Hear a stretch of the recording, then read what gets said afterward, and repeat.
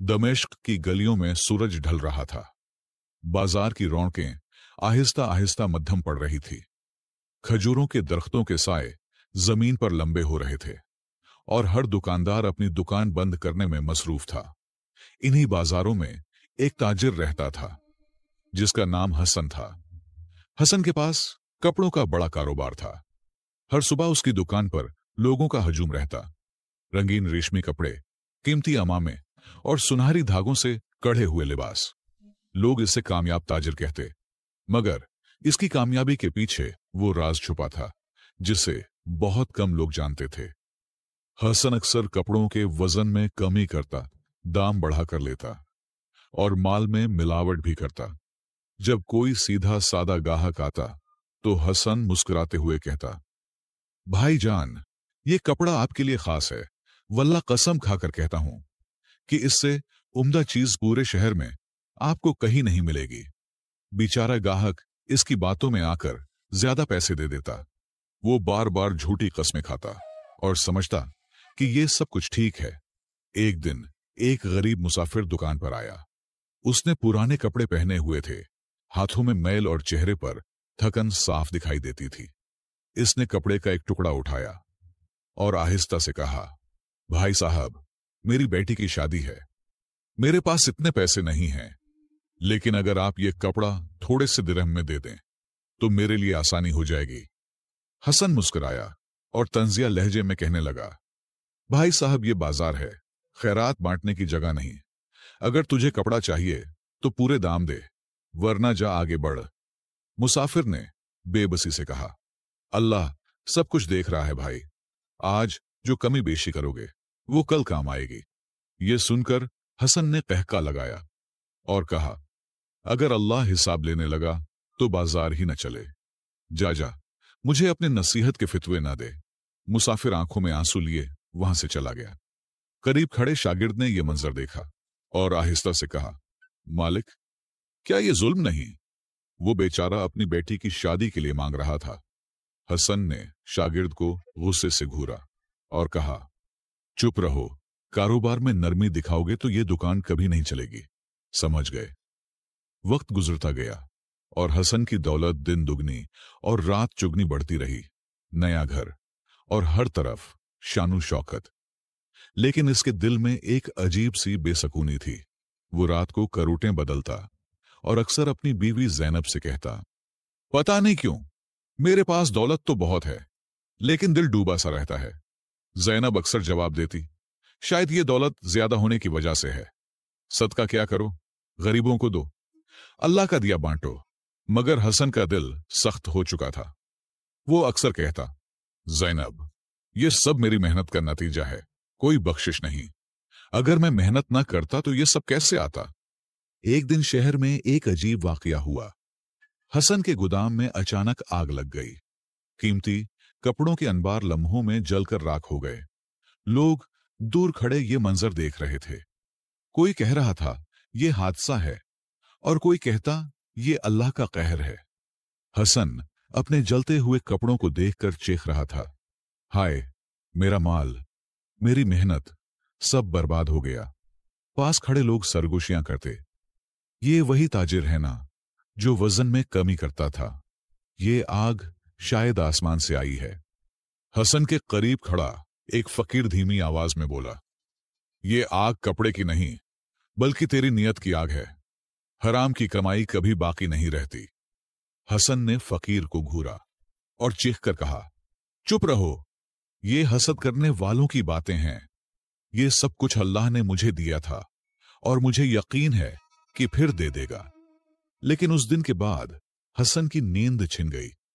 वो जब भी आंखें बंद करता तो इसे जलते हुए कपड़ों के शोले नजर आते और कभी उस मुसाफिर की आवाज गूंजती, अल्लाह देख रहा है भाई। कभी शागिर्द का सवाल इसके कानों में बजता, मालिक, क्या ये जुल्म नहीं? आग लगने के बाद हसन की हालत किसी जख्मी परिंदे की तरह हो गई थी। वो दिन रात अपनी बर्बादी के ख्याल में डूबा रहता। लेकिन इसका गरूर अभी तक टूटा नहीं था। सुबह जब दुकान पर बैठता तो ग्राहकों से कहता, ये आग एक हादसा था, अल्लाह ने दिया है तो फिर देगा। मेरा कारोबार कोई मामूली नहीं, देख लेना मैं फिर खड़ा हो जाऊंगा। लेकिन जब रात होती और अंधेरे में चिराग टिमटिमाते, तो वो अपने बिस्तर पर करवटें बदलता रहता और एक अजीब सा खौफ इसे घेर लेता। ऐसा लगता जैसे उस मुसाफिर की आवाज फिर कानों में गूंज रही हो, अल्लाह देख रहा है भाई। जैनब अक्सर इसके पास बैठती और नरमी से कहती, हसन, ये सब यूं ही नहीं हुआ। जब दौलत बेसुकूनी ले आए तो समझ लेना कि उसमें खैर नहीं। अल्लाह की राह में दो, गरीबों को दो, शायद सुकून मिले। लेकिन हसन गुस्से से जवाब देता, जैनब, ये दुनिया कारोबार से चलती है। अगर हर वक्त खैरात बांटता रहूं तो फिर बच्चे क्या खाएंगे और घर कैसे चलेगा। जैनब के चेहरे पर खामोशी फैल जाती। वो जानती थी कि शौहर के दिल पर एक ताला लगा हुआ है जिसे सिर्फ वक्त ही खोल सकता है। उधर शहर में लोगों की जबानें भी बदलने लगी थी। जब हसन गलियों से गुजरता तो कुछ लोग धीमी आवाज में कहते, ये वही है ना जिसके गोदाम में आग लगी थी। कोई दूसरा कहता, हाँ, कहते हैं कपड़ों में बेईमानी करता था, सारा हराम का माल जल चुका है। हसन ये सरगोशियां खामोशी से सुन लेता। इसका दिल खून के घूंट पीने लगता, मगर जबान पर वही जुमला रहता, ये सब झूठ है। लोग बस मुझसे हसद करते हैं। कुछ ही दिनों में हालात और भी खराब हो गए। नए माल के ऑर्डर आने बंद हो गए और पुराने ग्राहक भी कतराने लगे। एक दिन इसका एक पुराना दोस्त दुकान पर आया और बोला, हसन भाई, लोग कहते हैं कि आपके कपड़ों में मिलावट होती है, आप झूठी कस्में खाते हैं और अब कोई आप पर भरोसा भी नहीं करता। बेहतर है कि आप सच्चाई इख्तियार करो। हसन का चेहरा सुर्ख हो गया। इसने सख्त लहजे में कहा, तुम मेरे दोस्त हो या दुश्मन, अगर साथ देना है तो दो, वरना ये नसीहतें तुम अपने पास रखो। दोस्त खामोशी से उठा और चला गया। लेकिन ये अल्फाज तीर की तरह हसन के दिल में पेवस्त हो गए। उस रात फिर वो नींद से जागता रहा। कभी ख्वाब में जलते गोदाम नजर आते, तो कभी मुसाफिर की आंसू भरी आंखें। और जब भी वो अपनी आंखें बंद करता तो लगता जैसे कोई कह रहा हो, हसन, ये आग तेरे अपने हाथों की है। आग लगने के कुछ महीने बाद हसन के घर का माहौल बदलने लगा। कभी आंगन में जो हंसी की गूंज हुआ करती थी, अब वहां एक अजीब सी खामोशी बसीरा करने लगी। हसन के बच्चे मां के चेहरे को गौर से देखते। जैनब की आंखों में हर वक्त फिक्र झलकती। खाने के बर्तन छोटे हो गए थे। जहां कभी दस्तरखान पर गोश्त की खुशबू हुआ करती थी, अब वहां सिर्फ दाल या रोटी ही बच्ची खुची उम्मीद के साथ आती। जैनब ने एक दिन धीरे से कहा, हसन, बच्चों के जूते फट गए हैं, कुछ इंतजाम कर दो। हसन ने गरूर से कहा, तुम औरतों को तो बस यही फिक्र रहती है। मैं जानता हूं कि क्या करना है। थोड़े दिन और इंतजार करो, सब ठीक हो जाएगा। लेकिन हकीकत यह थी कि इसकी दुकान पर ग्राहक आते ही नहीं थे। दोपहर से शाम हो जाती, मगर कोई कपड़ा न बिकता। हसन की झूठी कस्मों और हराम कमाई की बदबू ने इसके कारोबार को खत्म कर दिया था। बच्चे अक्सर अपने बाप से सवाल करते, अब्बा जी, हम बाकी बच्चों की तरह नए कपड़े कब लेंगे? हमें भी नए कपड़े लेने हैं। हसन का दिल कटकर रह जाता, लेकिन गरूर इसे झुकने नहीं देता था। वो बस सख्त लहजे में कहता, नए कपड़ों की कोई जरूरत नहीं, जब जरूरत पड़ी तो ले लेंगे। फिलहाल तुम दोनों बस इन्हीं कपड़ों पर गुजारा करो। रातों को जैनब अक्सर जागती रहती, अपने बच्चों को देखती और आहिस्ता से अल्लाह के हुजूर दुआ करती, या अल्लाह, हमारे हाल पर रहम कर। ये मासूम किस जुर्म की सजा काट रहे हैं? लेकिन हसन का हाल और भी बिगड़ने लगा। इसके पास दुकान का किराया देने के भी पैसे नहीं थे। गोदाम तो पहले ही जल गया था। अब जो थोड़ी बहुत इज्जत बाकी थी, वो भी हाथ से फिसलती जा रही थी। दोस्त अहबाब रास्ता बदल लेते और गली के लोग बातों बातों में कहते, ये अंजाम है झूठ और धोखे का। हसन बाहर से कड़ा चेहरा बना लेता, मगर वो अंदर ही अंदर टूट रहा था। कभी बच्चों की आंखों में ख्वाहिश देखता तो दिल में कांटे चुभते, मगर फिर फौरन अन्ना उसे ढांप लेती। वो बार बार खुद को बहलाता और कहता, नहीं, मैं गिरा नहीं हूं, एक दिन सब कुछ फिर से बना लूंगा। मगर हकीकत ये थी कि हसन की दुनिया रेजा रेजा हो रही थी, और सबसे ज्यादा इसके अपने घर की दीवारें इस बोझ तले दबने लगी थी। कुछ दिन गुजरे तो हसन के हालात मजीद बिगड़ गए। दुकान का किराया नहीं था। दुकान के मालिक ने साफ साफ कहा, अगर अगले महीने तक किराया न मिला तो तुझे दुकान खाली करनी होगी। हसन ने इस पर सख्त लहजे में जवाब दिया, मगर दिल के अंदर वो जानता था कि अब इसके हाथ में कुछ भी नहीं है। शहर के बाजार में पहले जो लोग इसके सामने झुककर बात करते थे, अब इसे देखकर हंसी दबाते, और हर किसी के लबों पर यह जुमला जरूर आता, ये वही शख्स है ना जिसने झूठ बोलकर लोगों को लूटा था। देखो, आज अल्लाह ने इसकी कैसी हालत कर दी है। ये जुमला हसन के दिल पर तैर की तरह लगा। इर्द गिर्द मौजूद दुकानदार मुस्कुराकर एक दूसरे को देखने लगे। हसन के कदम जमीन में धंसने लगे, मगर अना ने इसे फिर सहारा दिया। इसने खुद को संभाला और गरूर से कहा, वक्त सबका बदलता है, मेरा वक्त भी बदलेगा। मगर इसके अल्फाज में अब वो इतमाद नहीं था जो कभी पहले हुआ करता था। घर लौटने पर ज़ैनब ने परेशानी से कहा, हसन, मैंने सुना है कि लोग अब तुम्हें झूठा कहने लगे हैं, बच्चों पर भी उंगलियां उठ रही हैं। आखिर तुम कब तक ये सब बर्दाश्त करोगे? तुम क्यों नहीं सच्चाई का सहारा लेते? हसन ने तेज लहजे में कहा, बस करो ज़ैनब, मैंने कहा ना कि सब ठीक हो जाएगा। ये मुश्किल वक्त है, जल्द ही गुजर जाएगा। लेकिन वक्त गुजरने की बजाय इसके गिर्द घेरा तंग करता जा रहा था। एक दिन वो घर के सहन में बैठा था कि महल्ले के दो आदमी इसके पास आए। उनके हाथ में हिसाब की पर्चियां थी।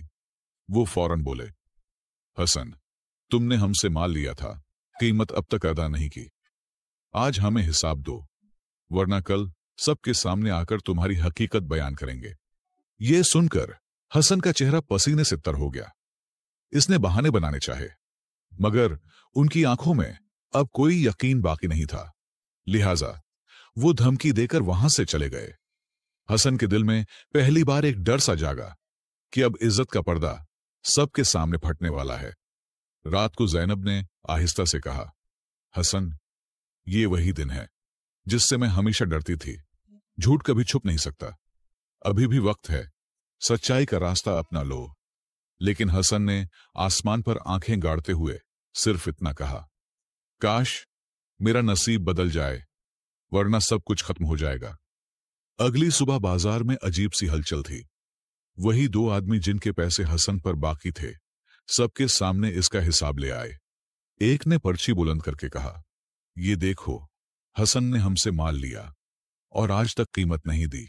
ये वही शख्स है जो कभी झूठी कस्में खाकर लोगों को लूटता था। लोगों में सरगोशियां होने लगी। कोई कहता, हमने भी उसके हाथों नुकसान उठाया था। कोई कहता, अल्लाह के यहां देर है मगर अंधेर नहीं। हसन ने घबरा कर इनकार करना चाहा, मगर सबूत इसके खिलाफ थे। एक एक पुराना किस्सा जबानों पर आने लगा। वो सब जिन्होंने कभी दिल ही दिल में बद्दुआ दी थी, आज खुलेआम बात करने लगे। हसन का दिल चाहता था जमीन फट जाए और वो उसमें समा जाए। जो कभी इज्जतदार ताजिर कहलाता था, आज सबके सामने झूठा, धोखेबाज और बददियानत मशहूर हो गया। इसके चेहरे पर पसीने की बूंदें थी और जबान लड़खड़ा रही थी। किसी ने करीब आकर कहा, हसन, जब कोई इंसान रिस्क में झूठ शामिल करता है तो उसका यही अंजाम होता है। दौलत बचा नहीं सकती। ये जुमला तीर की तरह हसन के दिल में पेवस्त हो गया। शाम को जब वो घर आया तो बच्चे बहुत परेशान थे। उनकी मासूम आंखों में एक सवाल था, अब्बा, लोग हमें झूठे का बेटा क्यों कहते हैं? हसन के कदम लरस गए। वो कुछ कह ना सका, बस अंदर जाकर चुपचाप एक कोने में बैठ गया। ज़ैनब ने बस इतना कहा, मैंने कहा था हसन, झूठ का अंजाम इज्जत की बर्बादी है। तुमने दुनिया की कमाई के लिए अपनी सच्चाई बेच दी। अब देखो हम सब किस हाल में हैं। हसन के पास कोई जवाब ना था। इसकी आंखों से आंसू बहने लगे। इसने महसूस किया कि झूठ ने न सिर्फ इसका कारोबार और इज्जत छीनी, बल्कि इसके अपने बच्चों की जिंदगियों पर भी बोझ डाल दिया। रात गहरी हो चुकी थी। आखिरकार हसन ने आसमान की तरफ देखा और लरजती हुई आवाज में कहा, या अल्लाह, मैंने अपनी जिंदगी झूठ में बर्बाद की, मुझे माफ कर दे। मुझे वो सच अता कर जो इज्जत दिलाता है। मैं आज के बाद इस्लाम के उसूलों के मुताबिक जिंदगी गुजारूंगा। यूं हसन की कहानी एक कड़वे सबक पर खत्म हुई कि झूठ वक्ती सहारा तो बन सकता है, मगर आखिरकार इंसान की इज्जत और सुकून को जड़ से काट डालता है। सच्चाई ही वो दरख्त है जो इंसान को साया भी देता है और फल भी।